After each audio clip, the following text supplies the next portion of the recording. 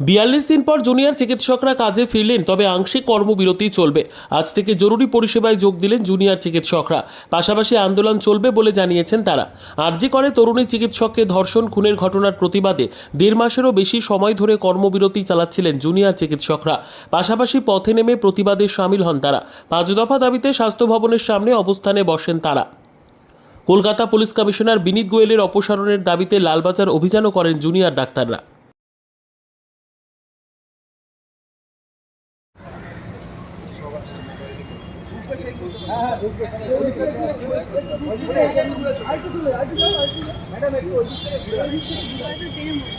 শনিবার থেকে আপনারা আংশিক কর্মবিরতি প্রত্যাহার করবেন। আজকে আপনারা কি সমস্ত ডিপার্টমেন্টে যোগদান করেছেন কাজে? হ্যাঁ, সব ডিপার্টমেন্টেই, যেখানে আপনার এসেনশিয়াল সার্ভিসেস যেটা আমরা বলি, এখন এসেনশিয়াল সার্ভিসেস ডেফিনেশনটা ডিপার্টমেন্ট টু ডিপার্টমেন্ট ভ্যারি করে। আমরা এখানে জেনারেল সার্জারিতে এসেনশিয়াল সার্ভিসেসে আমাদের ট্রমা সেন্টার ডিউটি, যেখানে আপনার সব টাইপের এমার্জেন্সিজ আছে, কোনো টাইপের রোড ট্রাফিক অ্যাক্সিডেন্ট হলো বা কোনো টাইপের সার্জিক্যাল এমার্জেন্সি হলো, সেটাতে সবকটা ডাক্তাররা যাদের আজকে ডিউটি আছে আমরা যোগ দিতে শুরু করেছি। একটা হচ্ছে আপনাদের যে প্রাণ পৌঁছে দেওয়ার যেটা আপনাদের কর্মসূচি ছিল বন্যার উপর এলাকায়, সেটাও কি চলছে? সেটা অলরেডি আমাদের কালকে হয়েছিল, আজকে হচ্ছে, আর পরবর্তী যতদিন আপনার যে flood affected areas of West Bengal আছে সেখানে আমাদের টিমস অলরেডি ডিসপার্স হয়ে গেছে। আজকে আমাদের তরফ থেকে আরজি কর মেডিকেল কলেজ থেকে একটা টিম কেশপুরে গেছে আপনার অভয়া ত্রাণ শিবিরের health camp flood relief material provide করতে, অভয়া ক্লিনিক্স কন্ডাক্ট করতে। আমরা এই মুভমেন্টটা স্টার্ট করেছিলাম আর কন্টিনিউ করতে পেরেছি কমন ম্যানের সাপোর্টের জন্য। আর আজকে যখন কমন ম্যানের একটা নিড আছে, যে ফ্লাড এফেক্টেড এরিয়াজ অনেকগুলো আছে, এই জন্যে আমরা looking at the common man আমরা এই রিলিফ ক্যাম্পগুলো করছি এবং পরবর্তীকালেও করব। সেখানে অভয়া ক্লিনিকও চলছে। ফ্লাড রিলিফ ম্যাটেরিয়ালের যতটা আমরা সারপ্লাস যেটা আমরা পেয়েছিলাম সেইগুলো ডিস্ট্রিবিউট করা হচ্ছে, তার সাথে হেলথ ক্লিনিকও চলছে। আংশিকভাবে যেটা আপনারা বলছেন যে কাজ করছেন, তার সঙ্গে আন্দোলন, সেটা কিভাবে চালাচ্ছেন?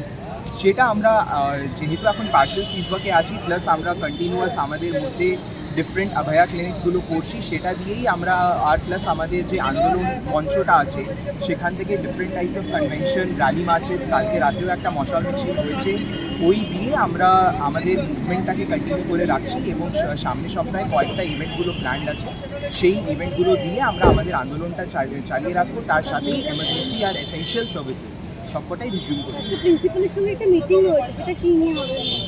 সেটা আমাদের এই প্রোটেস্টে যা যা আমাদের আলাদা আলাদা ডিমান্ড আছে, সেটা কয়েকটা ডিমান্ড আছে যেটা আমাদের স্টেট লেভেলে আছে, কয়েকটা আমাদের ডিমান্ড আছে থ্রেড কালচারটাকে নিয়ে, থ্রেড কালচারটা সরানোটাকে নিয়ে, প্লাস আমাদের অ্যাডমিনিস্ট্রেটিভ যে ব্যাপারগুলো আছে সেটা নিয়ে আমাদের প্রিন্সিপাল স্যারের সাথে মিটিং হচ্ছে। আমার নাম doctor Shivam Garodia, general surgery ডিপার্টমেন্টে আমি রেসিডেন্ট। Thank you. বিবাহ হলো সামাজিক মেলবন্ধন, তবে সুপ্রিম কোর্টের নির্দেশিকা অনুযায়ী বর্তমানে আপনার বিবাহকে আইনি স্বীকৃতি দেওয়া অত্যন্ত আবশ্যক, আর যার জন্য প্রয়োজন ম্যারেজ রেজিস্ট্রেশন। তবে আইনি স্বীকৃতি ছাড়াও উত্তরাধিকার প্রাপ্তি, সামাজিক আর্থিক সুরক্ষা ও পেনশন প্রাপ্তি, passport, visa, ration card, voter card, Aadhaar card, ব্যাংকের পাসবই প্রাপ্তি প্রভৃতি গুরুত্বপূর্ণ ডকুমেন্ট তৈরি করতে ম্যারেজ সার্টিফিকেটের একটা বিশেষ প্রয়োজনীয়তা রয়েছে। তাই আর দেরি নয়, সামাজিক বিবাহের পাশাপাশি বিবাহ রেজিস্ট্রেশনের জন্য চলে আসুন বিবাহ রেজিস্ট্রেশন অফিসে। ঠিকানা রঘুনাথপুর, দিনুবাবুর ঘেরার পিছনে, কমিউনিটি হলের সামনে। সোম থেকে শুক্র বেলা 11টা থেকে বিকেল 4টে পর্যন্ত ম্যারেজ রেজিস্ট্রেশন করা হয়। যোগাযোগের নম্বর 9635488286, এছাড়াও 700142677721।